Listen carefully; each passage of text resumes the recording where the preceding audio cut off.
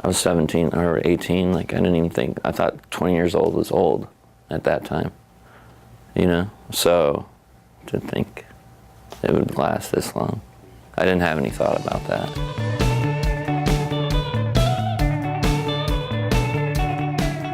But I don't even think we actually know how the name came about.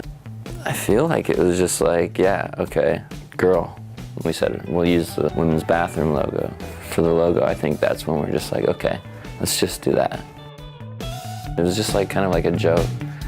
When we started Girl Skateboards, it was and still is me, Rick, Howard, Megan Baltimore, and Spike Jones. Hi, I'm Rick Howard, CEO of the Girl Chocolate 4-Star Companies. We started in '93, but I stayed in San Francisco till '98. I definitely didn't play a day-to-day part in the company. I'd say Rick is more day-to-day, like he's the end-all. My name's Andy Jenkins and I work for the Girl Skateboard Company, and this is the 20th anniversary exhibition. We're setting up a wall which is kind of a retrospective of the entire 20 years of board graphics. So it starts from '93 with the skinny popsicle stick boards all the way up to now. If you take a look at the first few years of boards, there weren't even logos on the boards. I mean, that was pretty anti everything else that was going on at the time. That one, like, I have no idea.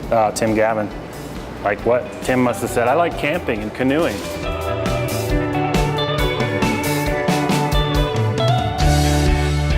We picked the team based on basically who we were skating with at the time. Like Sean was living with me up in Daly City, and Rick had a good relationship with Eric and Guy and Rudy and them because he was staying in LA a lot. It started with that, you know, family vibe. It's something that, I don't know, lots of people throw that word around pretty like casually, but you know, I think they've been able to kind of maintain that feel. I think it was just natural, like, we're gonna go cherry pick some other guys. It was just like, hey guys, do you wanna do this?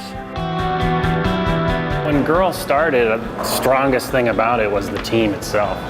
I mean, these guys came from a few other different teams and they were all considered to be pretty top-notch dudes and well-respected, and even at their young age. I hope I don't forget them, but Guy Mariano, Tim Gavin, Eric Costin, Mike Carroll, Javante Turner, Tony Ferguson, Sean Sheffy, Jerron Wilson, Rudy Johnson, Rick Howard, Mike York, Paulo Diaz, Shamil Randall, Daniel Castillo, Chico Brenes, Ben Sanchez, Gabriel Rodriguez, Richard Mulder, Gino Iannucci, Colin McKay, Stevie Williams, Scott Johnston, Keenan Milton, Robbie McKinley, Kenny Anderson, Mark Johnson, Chris Roberts, Rick McCrank, Brian Anderson,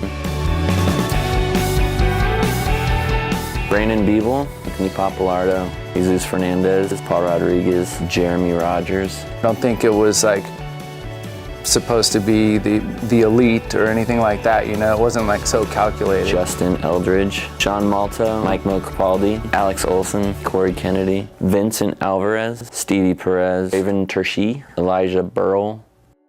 When we first started, we wanted it to be fun and goofy or whatever and not take ourselves seriously. You know, later as we grew together and basically kind of grew up together, you know, you felt family-ish. When Girl started right away, like I think because their association with Spike, it was just gonna happen that it was gonna be a company based off of videos, more or less.